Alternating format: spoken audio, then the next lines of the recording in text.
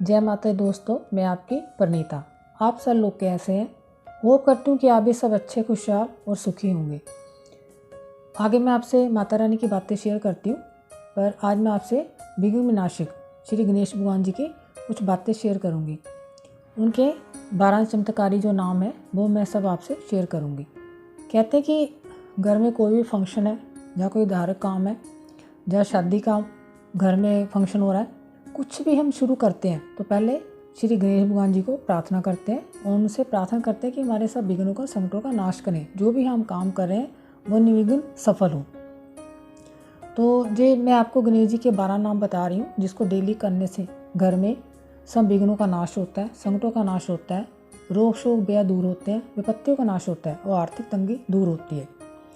तो घर में सुख समृद्धि आती है, खुशियाँ आती हैं। तो उनको डेली करने से हमारे घर में कोई भी विघ्न बाधा नहीं आती। तो मैं आपसे जो गणेश जी के 12 नाम है तो मैं आपसे सबसे शेयर कर रही हूँ। सुमुख, एक दंत, कपिल, गज कर्ण, लंबोदर, विकट, विघ्न विनाशक, विनायक, धूमरकेतु, गणाध्यक्ष, बालचंद्र, गजानन। ये 12 नाम है गणेश जी के, जो काफ़ी चमत्कारी हैं। इसको डेली करने से घर से सब विघ्नों का, संकटों का नाश हो जाता है।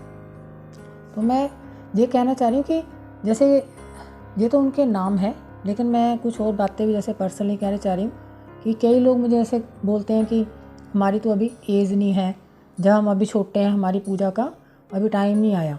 तो भगवान का कहते हैं सिमरन करने के लिए कोई एज कोई मायने नहीं रखती, कि यंग एज में जुड़ जाते हैं तो उनको बुढ़ापे में जाके कोई दुख नहीं सहना पड़ता।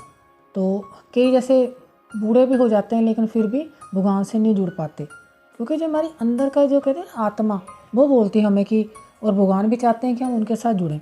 और जितनी जल्दी हम उनके साथ जुड़ेंगे, चाहे यंग एज है आपकी, चाहे मिडिल में, चाहे बुढ़ापे में, उतनी जल्दी भगवान हमारा उद्धार करेंगे।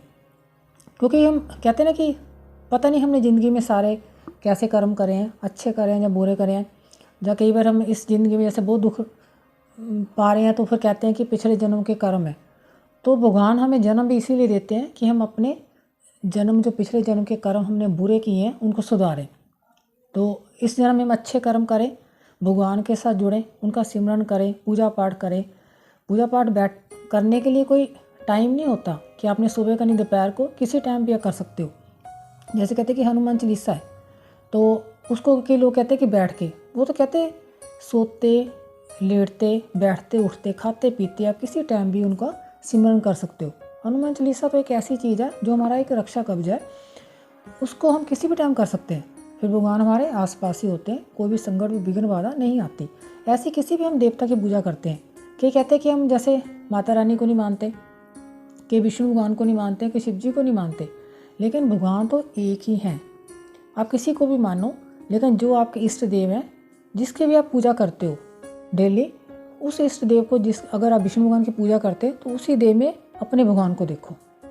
तो फिर जाना तो एक जगह ही है सभी। जैसे कहते हैं ना कि मैं तो उनकी पूजा करता हूँ तो मैं इनकी नहीं करता, तो आप किसी की भी करो, लेकिन आप जैसे हनुमान जी हम करते हैं, तो अगर राम जी की पूजा करते हैं तो हनुमान जी में राम जी को देखो, माता रानी में या विष्णु भगवान को देखो, विष्णु भगवान में आप जैसे राम जी को देखो और शिव जी भगवान जी को देखो।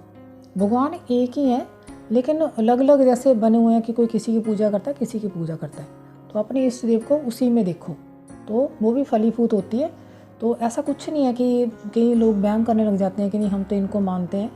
भगवान एक ही है, अब जिसकी मर्जी पूजा करो वो सफल ही होती है। तो बाकी ये है कि ज़िंदगी में अगर आपने सफल होना है तो दान पुण्य जरूर करते रहो, क्योंकि वही हमें आगे काम आएगा।